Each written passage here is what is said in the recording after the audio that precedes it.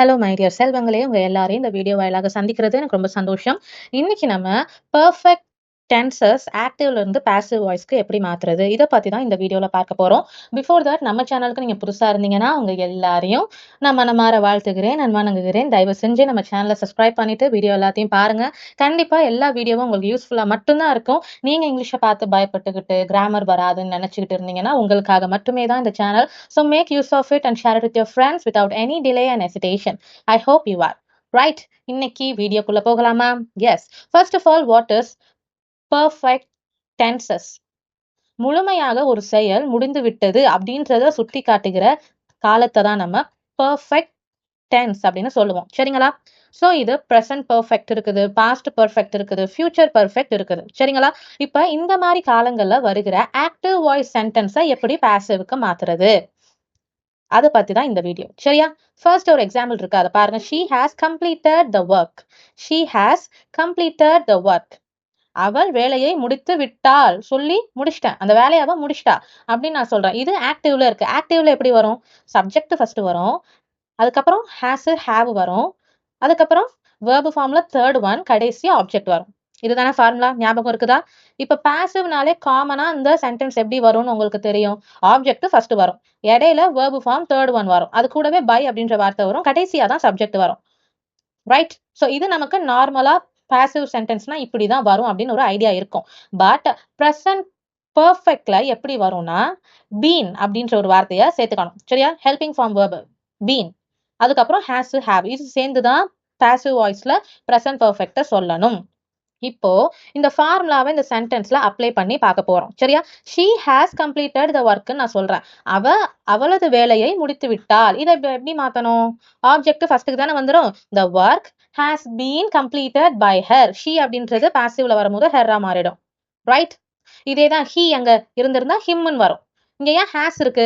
நான் முன்னாடியே சொல்லியிருக்கேன்ல, he she it names இந்த மாதிரி வந்துச்சுன்னா has வரும்னு. அதுதான் இங்கேயுமே அப்ளை ஆகியிருக்கு. சரியா? the work has been completed by her, இப்படிதான் மாத்தணும். வேலை அவளால் முடிக்கப்பட்டுள்ளது அப்படின்னு நான் சொல்றேன். மீனிங் என்னமோ ஒண்ணுதான், ஆனா அதையே நான் உல்டாவா மாத்தி சொல்றதுக்கு பேரு ஆக்டிவ்னு இருக்குது, பாசிவ்னு இருக்குது. சரிங்களா? இப்ப இன்னொரு சென்டென்ஸ் பாருங்க. they have built a house. இங்க ஏன் have இருக்கு? ஏன்னா theyன்னு வந்திருக்கு, அதனாலதான். have எங்கெங்கெல்லாம் வரும்? I, you, we, they இதெல்லாம் வந்துச்சுன்னா have வரும். Okay? he, she, it names வந்துச்சுன்னா has வரும். சரிங்களா? இப்போ they have built a house இருக்குல்ல, இதை மாத்தும் போது எப்படி மாறும்? ஆப்ஜெக்ட் ஃபர்ஸ்ட்டுக்கு வந்துரும், a house வரும், has இடையில வந்துரும். a house has been built by them. they அப்படின்றது themமா மாறிடும், and been அப்படின்ற வார்த்தையை நம்ம சேர்க்கணும். சரிங்களா? a house has been built by them. built அப்படின்ற verb மெயின் ஃபார்ம் வேர்போட பாஸ்ட் பார்ட்டிசிபிளும் built தான். சரிங்களா? அதே மாதிரிதான் முந்தின நம்ம பார்த்த சென்டென்ஸும் completed அப்படின்ற வார்த்தையோட பாஸ்ட் பார்ட்டிசிபிளும் completed தான். சரியா? இதுல உங்களுக்கு எந்த குழப்பமும் இருக்கக்கூடாது. ஒரு வீடு அவர்களால் கட்டப்பட்டுள்ளது அப்படின்னு நான் சொல்றேன். சரியா? டிஃபரன்ஸ் என்ன ஆக்டிவ்க்கும் பாசிவ்க்கும் விளங்கிடுச்சா? எஸ். இப்போ பாஸ்ட் பர்ஃபெக்ட் பாசிவ் வாய்ஸ் எப்படி வரும்? பாஸ்ட்னாலே had அப்படின்ற ஹெல்பிங் ஃபார்ம் வேர்பை சேர்த்துக்கணும். சரிங்களா? பாஸ்ட் டென்ஸ் வந்தாலே அங்க had தான் வரும். as usual ஃபார்முலா அதே மாதிரி தான். ஆப்ஜெக்ட் ஃபர்ஸ்ட் had been சேர்த்துக்கணும், அப்புறம் verb form third one, by வரும், கடைசியா சப்ஜெக்ட். இப்போ இதுல பாருங்க, he had finished the project. அவன் ப்ராஜெக்ட முடிச்சிட்டான் அப்படின்னு நான் சொல்றேன். இதை பாசிவ்ல எப்படி சொல்லுவோம்? ப்ராஜெக்ட் ஃபர்ஸ்ட்டுக்கு வந்துருமா? the project had been finished by him. Project அவனால் முடிக்கப்பட்டிருந்தது. சரிங்களா? the project had been finished by him. finished அப்படின்ற வார்த்தையோட அந்த வேர்போட பாஸ்ட் பார்ட்டிசிபிள் finished தான். சரிங்களா? அடுத்தது பாருங்க, the police had arrested the thief. இப்படி இருக்குதா? இப்போ இதை மாத்தும் போது எப்படி மாறும்? the thief had been arrested by the police. சரிங்களா? திருடன் காவல்துறையால் கைது செய்யப்பட்டிருந்தான். போலீஸ் திருடனை புடிச்சிட்டாங்க. இததான் மாத்தி திருடன் போலீஸால் கைது செய்யப்பட்டிருந்தான் அப்படின்னு நான் சொல்றேன். சரிங்களா? இதை எதுக்கு நான் இப்படி உல்டாவா மாத்தி சொல்லணும்? ஸ்ட்ரைட்டா சொன்னா உனக்கு புரியாதா அப்படின்னு கேள்வி வரும். என்ன பண்றது, இது ஒரு கிராமரா இருக்குதே, படிச்சுதானே ஆகணும். ஓகே? இப்ப அடுத்தது பாருங்க, ஃபியூச்சர் பர்ஃபெக்ட்ல பாசிவ் வாய்ஸ் சென்டென்ஸ் எப்படி சொல்லணும்? பாஸ்ட்னா had வருது, பிரசன்ட்னா has have, அந்த சென்டென்ஸை பொறுத்து. சப்ஜெக்ட் வந்து சிங்குலரா வந்தா has வருது, ப்ளூரலா வந்தா have வருது. அப்ப ஃபியூச்சர்னா கண்டிப்பா வில் அப்படின்ற வார்த்தை வந்திருக்கும். அது ஃபியூச்சர் சிம்பிள் சென்டென்ஸா இருந்தாலும் சிம்பிள் ஃபியூச்சரா இருந்தாலும் வில் வரும். ஃபியூச்சர் கண்டினியூஸா இருந்தா வில் பீன் வரும். ரைட்? இதெல்லாமே நம்ம போன வீடியோல எல்லாம் பார்த்திருந்தோம். போன வாரம் இத பத்தி இன்டெப்தா நம்ம டிஸ்கஸ் பண்ணிருந்தோம். ஞாபகம் இருக்குதுங்களா? எஸ். இப்ப இங்க பாருங்க. she will have completed the assignment. இப்ப இத மாத்தும் போது எப்படி மாறும்? அப்படியே ஆப்ஜெக்ட தூக்கிட்டு வந்து சப்ஜெக்டோட இடத்துக்கு வச்சிடணும். the assignment will have been completed by her. Assignment அவளால் முடிக்கப்பட்டிருக்கும். அவ அசைன்மெண்ட்டை முடிச்சிருவா அப்படின்னு நான் சொல்றேன். இப்ப அதையே மாத்தி அசைன்மெண்ட் அவளால் முடிக்கப்பட்டிருக்கும் அப்படின்னு நான் சொல்றேன். சரிங்களா? she will have completed the assignment. The assignment will have been completed by her. Okay? futureனாலே அங்க has எல்லாம் வராது. have மட்டும்தான் வரும். சரிங்களா?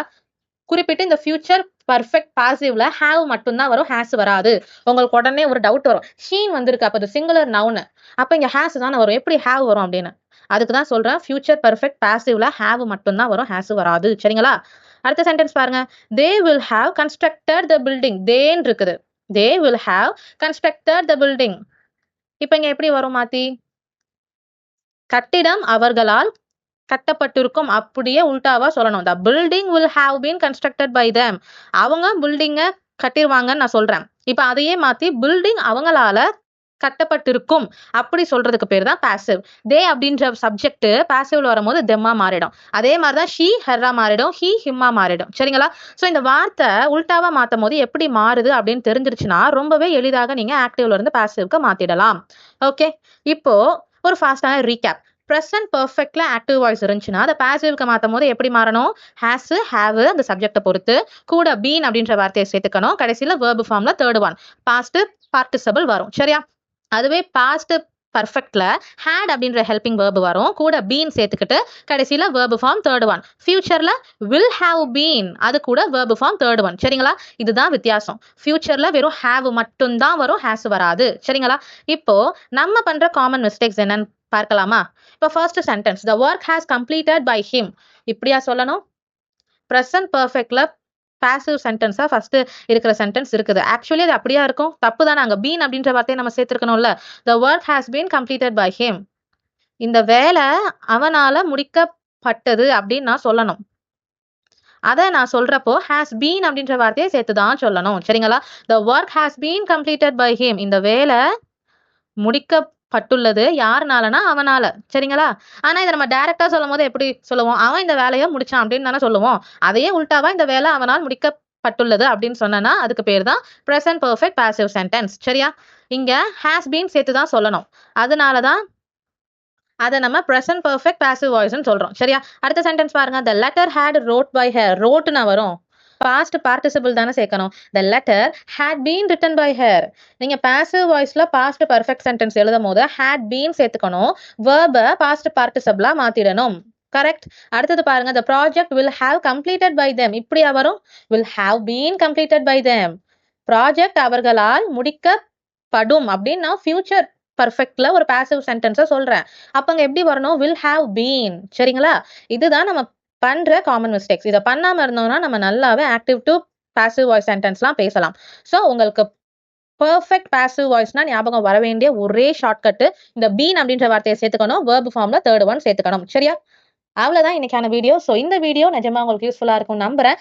ஸோ நீங்க என்ன பண்ணணும்னா இந்த மாதிரி பர்ஃபெக்ட் வாக்கியங்களை பர்ஃபெக்ட் பாசிவ் சென்டென்ஸை செலக்ட் பண்ணி எடுத்து அதை ஆக்டிவ்ல இருந்து பாசிவ்க்கு எப்படி மாத்தலாம்னு நீங்களே ஹோம்ஒர்க் பண்ணி பாருங்க. நீங்க பண்ற ஹோம்ஒர்க்கை நம்ம வாட்ஸ்அப் குரூப்ல சென்ட் பண்ணாலும் சந்தோஷம், இல்ல கமெண்ட் செக்ஷன்ல டிராப் பண்ணாலும் சந்தோஷம். உங்கள் விருப்பம். பட் ஹோம்ஒர்க் செய்யாம இருக்காதீங்க. அடுத்த வீடியோல சந்திப்போம். அது வரைக்கும் தயவு செஞ்சு பிராக்டிஸ் பண்ணுங்க. பிராக்டிஸ் பண்றதுனால மட்டும்தான் ஈஸியா நம்மளால இங்கிலீஷ் பேச முடியும். சரியா? Thank you and by.